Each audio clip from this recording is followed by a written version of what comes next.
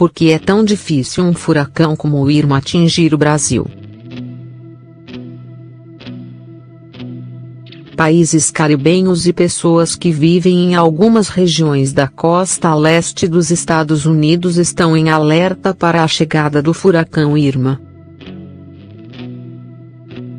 A NASA, Agência Espacial Americana, diz que o fenômeno, que está no Mar do Caribe, é o maior registrado na última década.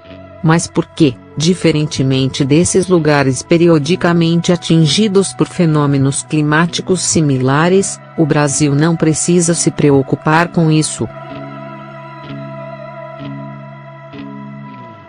Segundo meteorologistas ouvidos pela BBC Brasil, as chances de que isso aconteça por aqui são mínimas. A explicação é que a formação de um furacão depende de uma série de fatores que só foi registrado uma vez no país. Por enquanto, é quase impossível que um furacão atinja o Brasil, a não ser que as mudanças climáticas também tenham alguma influência, diz Michael Pantera, meteorologista do Centro de Gerenciamento de Emergência de São Paulo.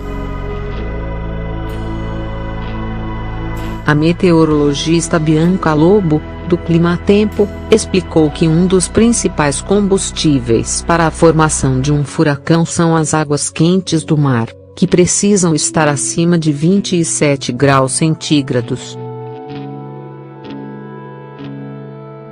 No Brasil, nós não temos isso.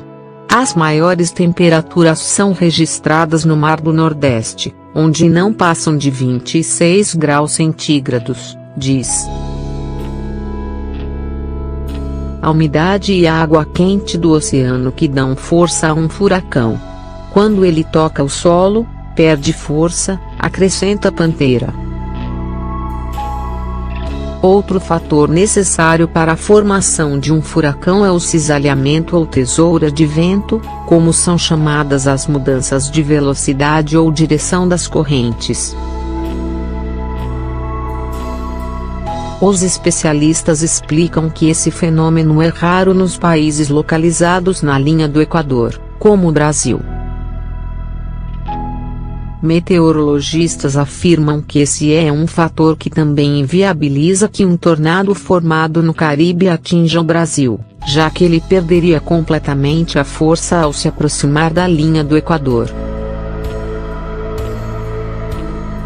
A definição de tufão e furacão é a mesma. A única diferença entre eles é o ponto de formação. Segundo meteorologistas, ambos são ciclones tropicais formados em oceanos. O que os diferencia é que os tufões se formam no oeste do Oceano Pacífico, e os furacões, no Oceano Atlântico e na região leste do Pacífico. Já os tornados são núcleos de tempestades, muitas vezes formados a partir de furacões ou tufões. Como sua formação só depende de uma tempestade muito forte, eles geralmente são pequenos quando comparados a furacões.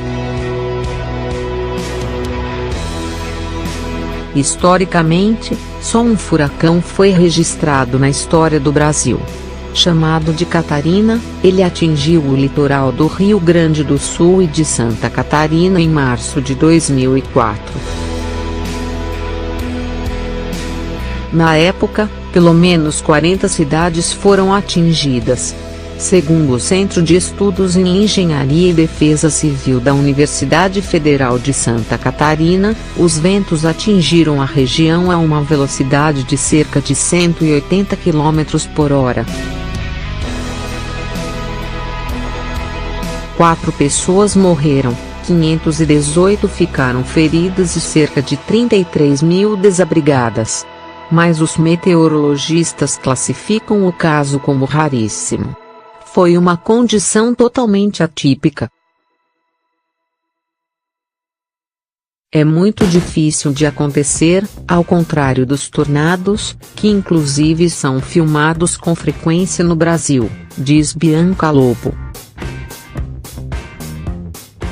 Segundo Pantera, Ainda há divergências se o Catarina foi de fato um furacão.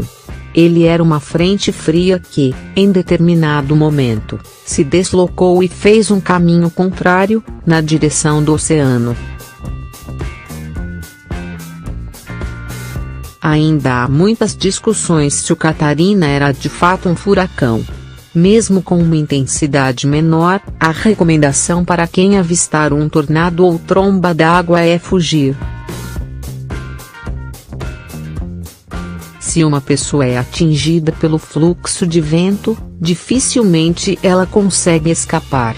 A maior probabilidade é que ela seja sacudida e arremessada aonde ela estiver, inclusive de embarcações.